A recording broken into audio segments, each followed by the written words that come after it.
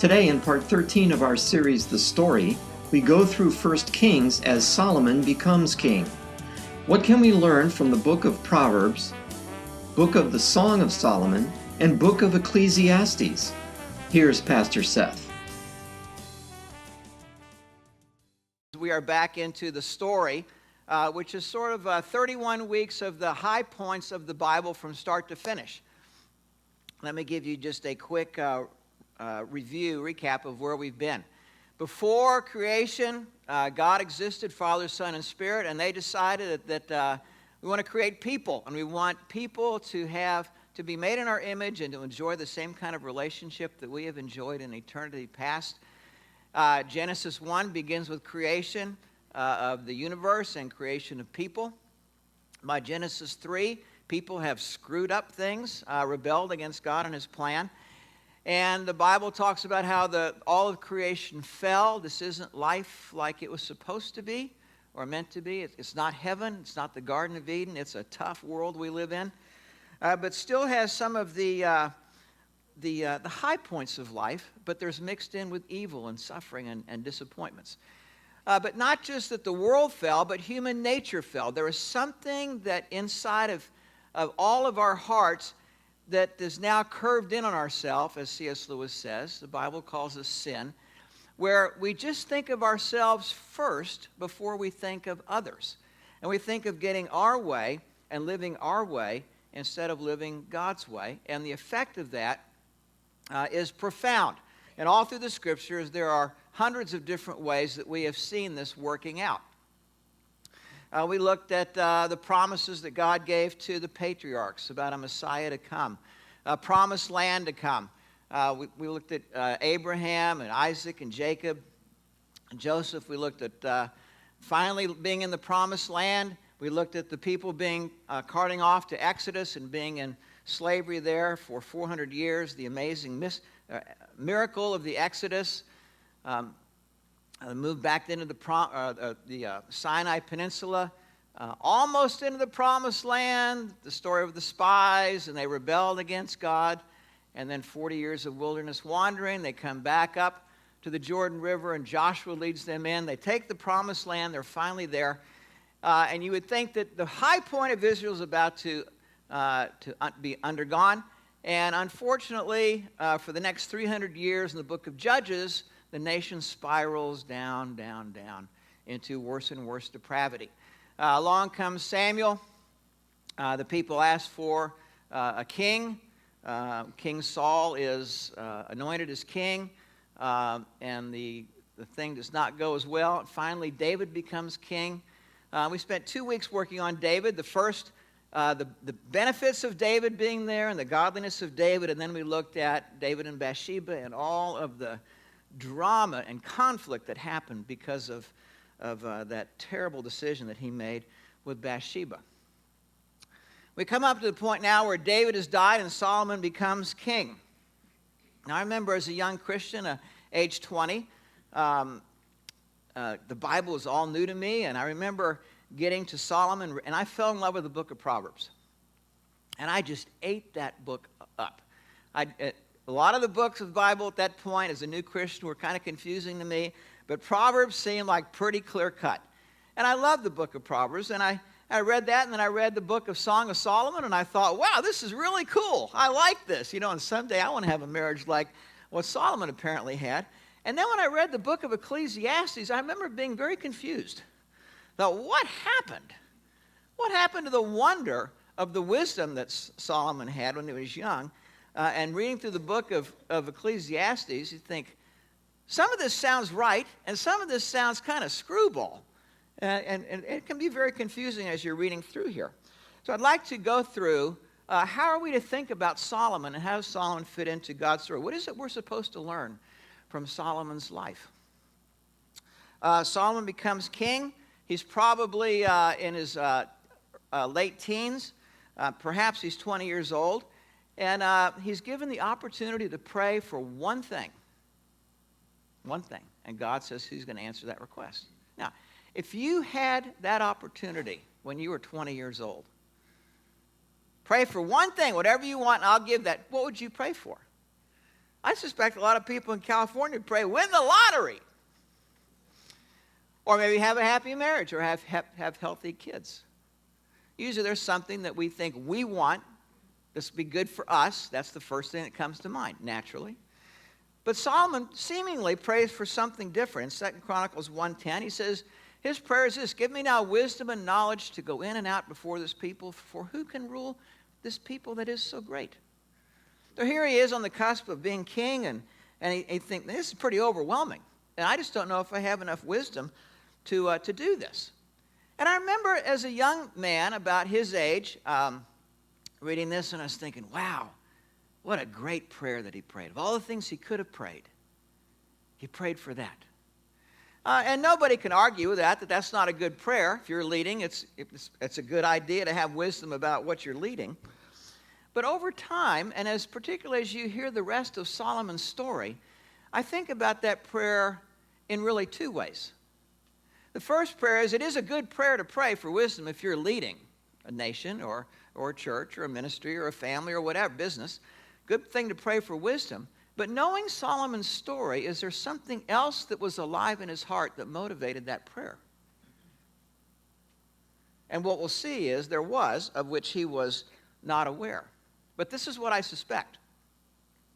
He grew up watching his father David in the golden era of Israel be king. And in spite of what happened with Bathsheba and the effects of that afterwards, trying to fill David's shoes to a 20-year-old, I think, was daunting. And perhaps what was also percolating in his heart was this: do I have what it takes to follow in my father's footsteps? Or maybe a fear that I don't know if I'm really going to be able to do this. What if I fail? What if I look like a fool? My suspicion is that both of these things were driving him at the same time. A legitimate longing to be wise, to do good for the people and the nation, and at the same time to cover his rear end, to be successful. Now, let's look at 3 books that he wrote. They are not in order in the Bible. The first 2 we're going to look at were written early in his life, Ecclesiastes much later. The book of Proverbs. It appears that after he prays this prayer to God for wisdom to lead the nation, the heavens open up and the wisdom just starts flowing. Not just to lead the nation, but also he gets an idea to write the book we know as Proverbs. And it starts out this way. The Proverbs of Solomon, son of David, king of Israel, that men may know wisdom and instruction, understand words of insight, receive instruction in wise dealing, righteousness, justice, and equity, that prudence may be given to the simple, knowledge and discretion to the youth. The wise man also may hear and increase in learning, and the man of understanding acquires skill to understand a proverb and a figure, the words of the wise and their riddles. Riddles not like, the lion and ate honey and that kind of thing, but riddles in terms of problems, difficulties, the ability to see through a situation and to see what's driving this thing and what can be done. Complex situations, riddles. The fear of the Lord is the beginning of knowledge. Fools despise wisdom and instruction.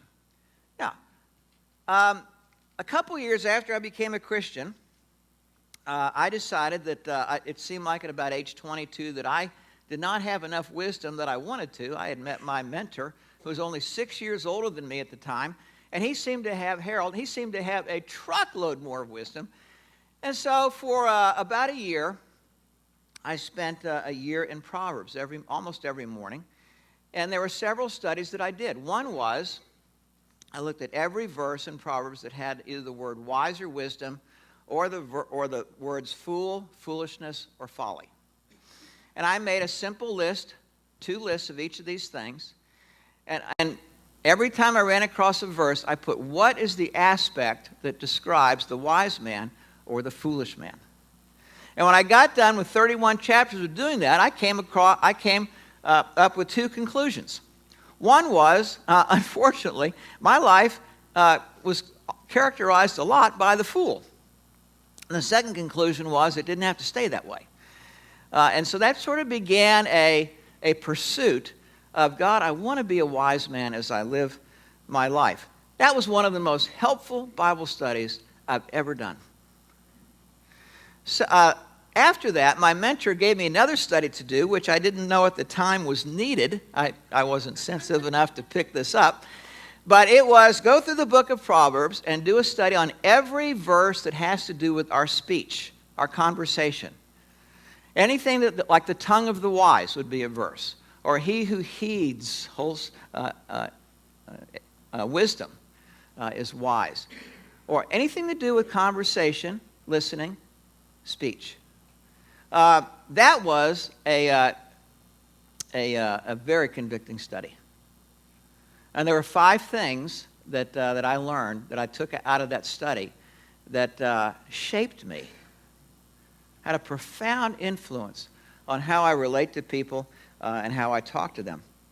I did a study in Proverbs on finances. There's a lot of stuff in there. I did a study on diligence and the sluggard and the slothful man and laziness. That was a tremendously helpful study.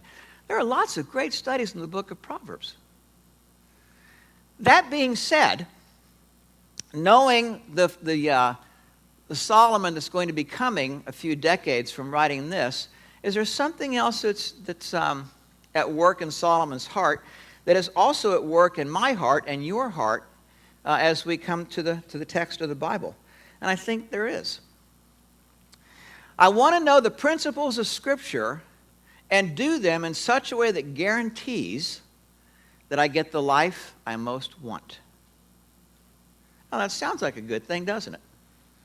There are a lot of promises in God's Word, and holding on to God's promises is a good idea. And I highly recommend that.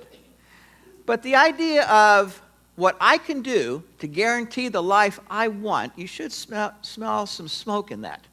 That's not good. A guarantee that obligates God to give me the life that I want.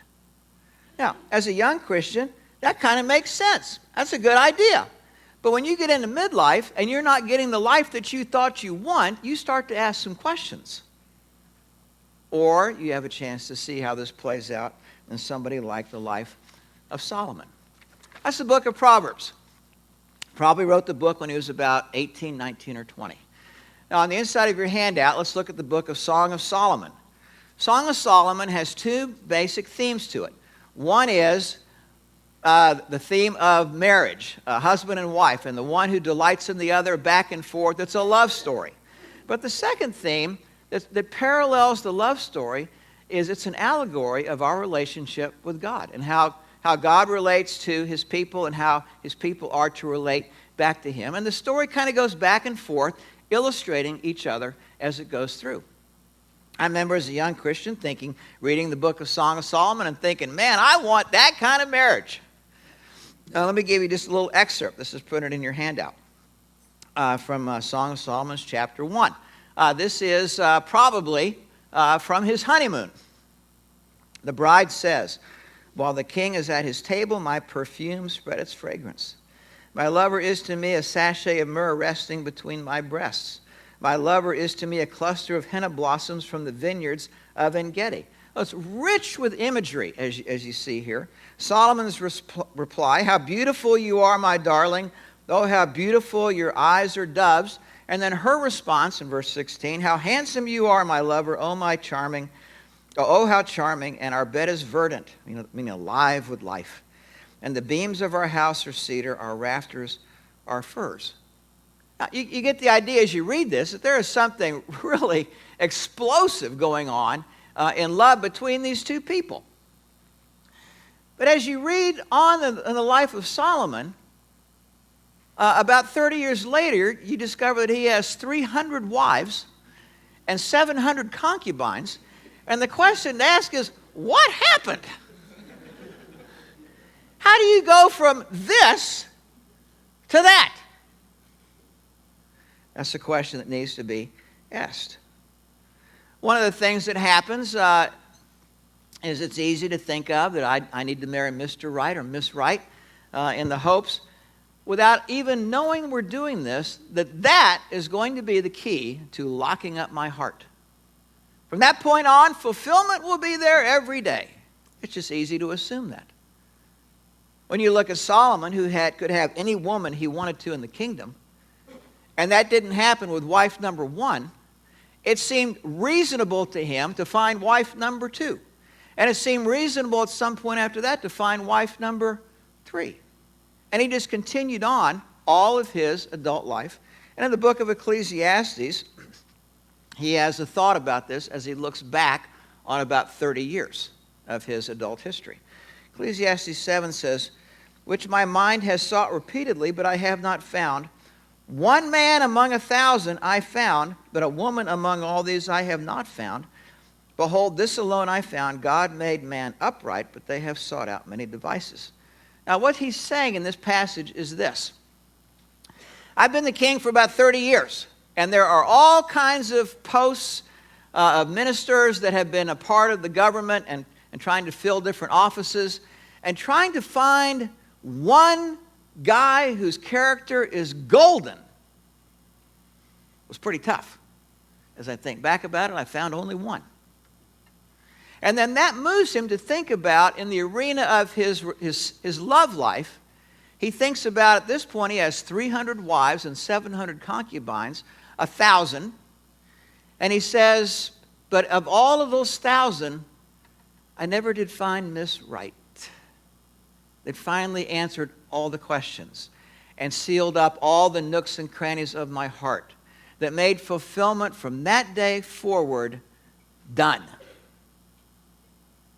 Didn't happen. Now, this is a startling and sobering reality that you and I are to learn. It seemed like that when you're young, that's how it's going to work.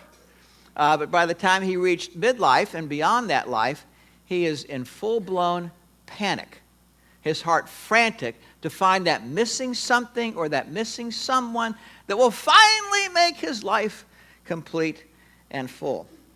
Proverbs 27:20, which he would have done well to remember, says, "Hell and destruction are never satisfied, and neither are the eyes of man."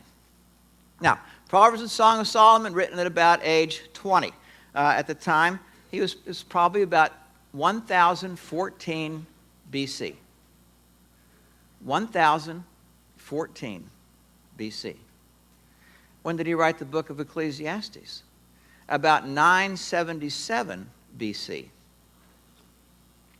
37 years later. If he wrote Proverbs and Song of Solomon at age 20, then he wrote the book of Ecclesiastes roughly about age 57. And if you're going to read the book of Ecclesiastes, you need to read it in the genre at which it was written, which is mostly diary.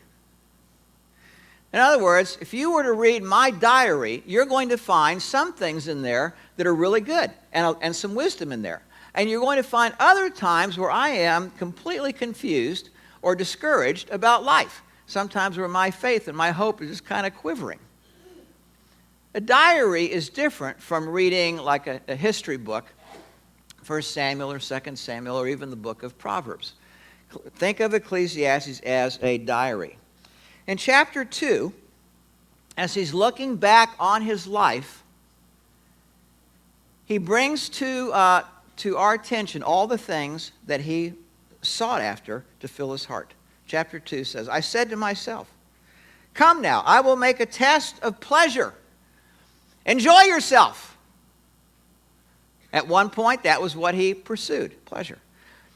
Verse at the end of that verse says, "But behold, this also was vanity." Vanity means emptiness or meaninglessness, meaning it didn't happen. It didn't occur like I thought it would. "I said of laughter, it is mad, and of pleasure, what use is it?" This is part of what drew me to Christ as a junior when I was in college. Was no matter what kind of pleasure I had on the weekends, it just could not fill me up. And it started to raise some questions, and that's what Solomon has realized here. Verse 3, "I searched with my mind how to cheer my body with wine. My mind still guiding me with wisdom." You hear a fence sitter there? I want to have something of the party life, but not too much because I want to maintain wisdom there. Did that work? The answer is no. How to lay hold on folly. He takes that next step away from God. The man who had written a whole book on folly and foolishness is now pursuing it. Till I might see what was good for the sons of men to do under heaven during the few days of their life. Now, I probably would have missed this when I was younger, but I am 64 years old. And that last little phrase there, during the few days of their life, catches my attention. Remember, he's writing in midlife. And one of the things that strikes you when you're in midlife is that you are seeing your life sort of tick, tick, tick away. You're getting closer to the end, and there's a difference between what you've experienced and what you thought you would experience. Almost this sense of, am I missing out? Did I not get it? And there's something of a sense of panic that starts to, you find in your heart. And that's what we have here with Solomon, to lay hold on folly. Verse 4, I made great works. I built houses and planted vineyards for myself. I made gardens and parks and planted in them all kinds of fruit trees. I made myself pools from which to water the forest of growing trees. There is nothing wrong with any of these things. On the face of them, they're all good things. But the question to ask is, what's driving him? What's going on in his heart? What is he pursuing through these things? Verse 7, I bought male and female slaves. I had slaves who were born in my house. He's a man of power and wealth, prestige. I had also great possessions of herds and flocks, more than any who had been before me in Jerusalem. Kind of the rancher life, back to the land. Did that work? Verse 8, I also gathered for myself silver and gold and the treasures of kings and provinces. He was a Fortune 500 guy, except he was the first guy. He was the Fortune 1 guy. Verse 8b, I got singers, both men and women. We just had over the last few days, a big party at the White House, kind of a going away party for the president. They had the Hollywood A-list. All were there. Something of what Solomon knew here. And many concubines, man's delight, or so he thought. Then verse 9, so I became great and surpassed all who were before me in Jerusalem. And here, the word that strikes me the most in chapter 2 is the first word in that verse. So. You have a whole list of things that he was pursuing. How come? So, I became great and surpassed all who were before me in Jerusalem. Who was before him in Jerusalem? Well, Dad. King David. Before that, King Saul. Before that, there were no kings except God. So there's a list of 2 people there. It wasn't hard to surpass Saul. But do you hear the heart of an insecure son who wants to pass his dad? You know what David was like? I'm going to do better. Just watch. Watch what I can pull off. And that's the conclusion. That's what he was pursuing here. So I became great, surpassed all who were before me, David in Jerusalem, my dad. Also my wisdom remained with me. That's how it seemed to him, though it was not true. Wisdom had left him a long time before this. But in his mind, his convoluted mind, he imagined that he was pursuing all this while at the same time still having wisdom.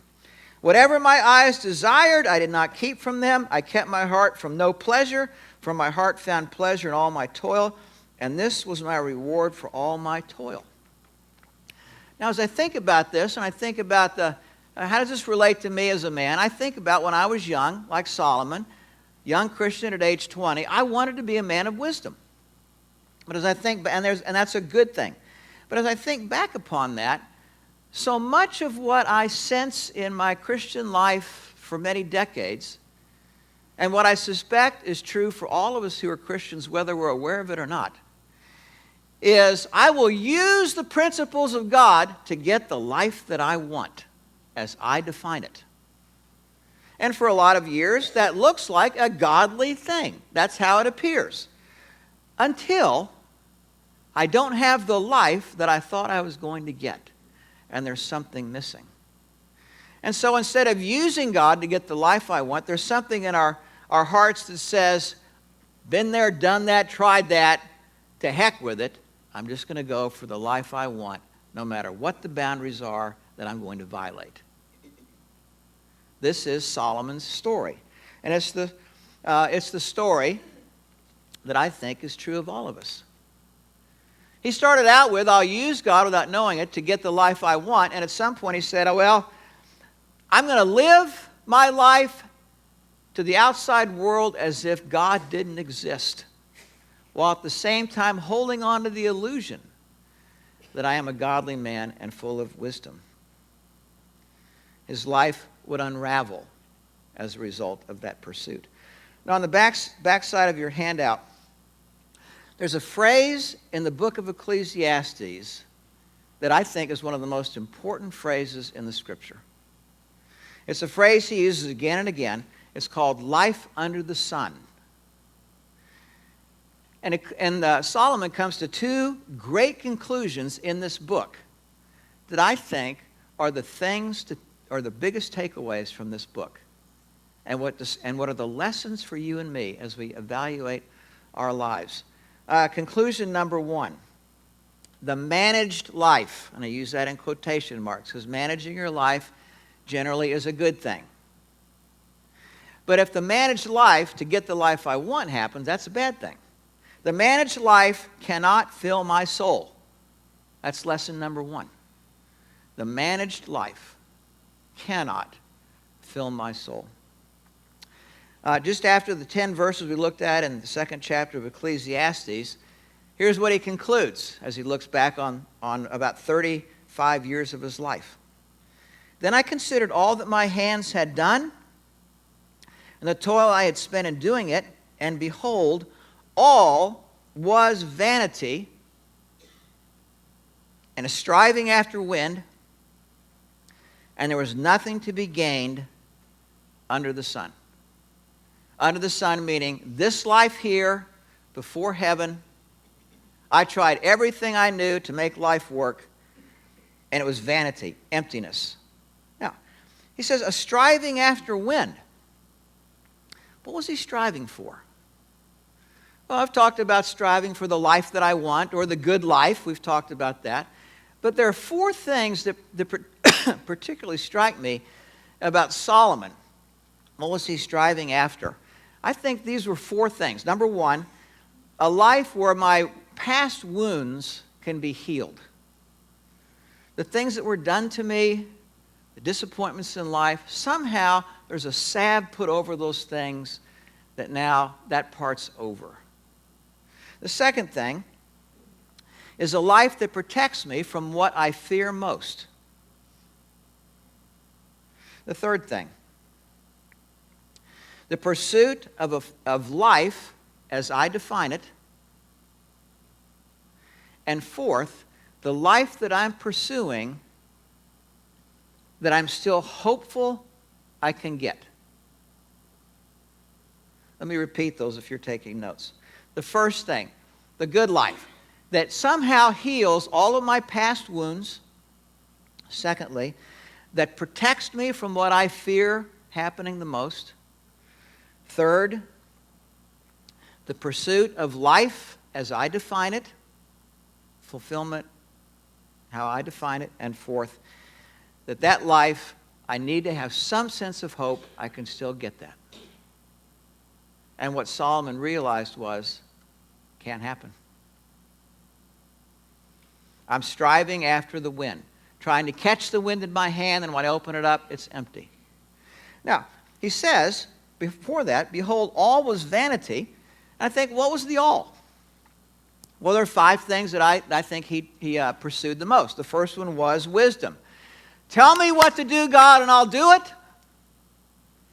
Not because it's right, but to get the life that I want. Wisdom. The second thing, ethics. If I do the right thing, I'll probably get the right thing. Our secular world calls this karma. When something good happens to you, somebody's going to say to you, you must be living right. Is there a quid pro quo on that? Not necessarily in this life. Wisdom, ethics. Number 3, power. And power has to do with getting my way. I want my way. Soren Kierkegaard, philosopher, said that if the wealthy man asks one of his servants to bring him a cup of water, what will happen to the man if the servant brings him a glass of wine instead?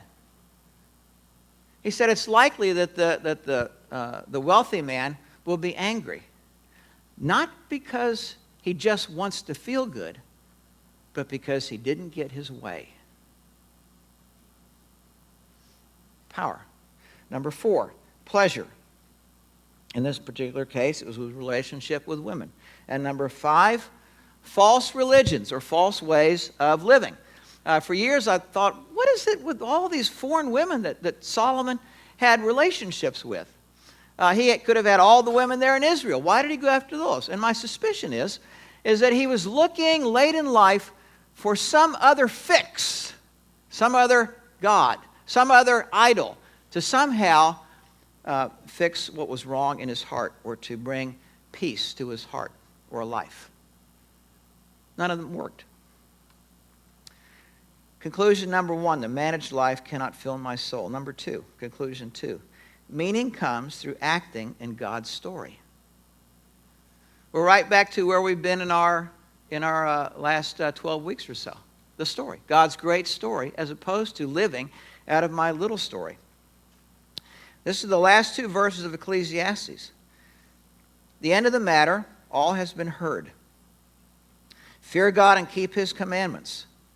For this is the whole duty of man, for God will bring every deed into judgment with every secret thing, whether good or evil. What is he saying? He said, my approach, all of my adult life has been vanity, living under the sun. And something finally strikes him at the end of the book that he records. What is life like to live above the sun?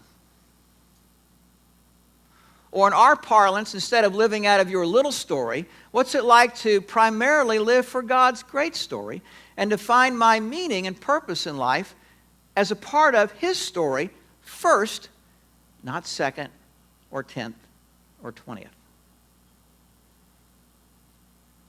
The 2 approaches of life could not be any different. And the question that Solomon would ask us is, what is your primary, real approach to life? Is it fundamentally to get the life under the sun that I want? Solomon says, good luck. I had every advantage to make that work, and it was empty. Or is there something very different in my approach to life, and that is to live above the sun, to see God's story as the predominant thing that needs to be first in my life and to find meaning in terms of reflecting something of his goodness to the people around me in my everyday life? It is a completely different approach to life. This is the lesson of Solomon. You don't have to wait until you're in midlife crisis to discover this or to wrestle with this. If you're younger, you have an opportunity to be wise and learn from the experience of others. Or you can relive the life of Solomon, but he wouldn't recommend it. Let's pray together. Father, it is just so natural for us to live out of our sinful heart, curved in upon ourselves, fully justified in making this life work like I want as our top priority. And like Solomon, we do it without hardly even knowing it's happening. Except in those moments when we experience in our hearts things like futility and frustration. In those moments of futility and frustration, those are the moments where we have a chance to meet you. And for our approach to life to be exposed and brought out into the light where we can see it, like we have the last few minutes. And to repent of it. And to surrender ourselves to you afresh as we have sung about this morning.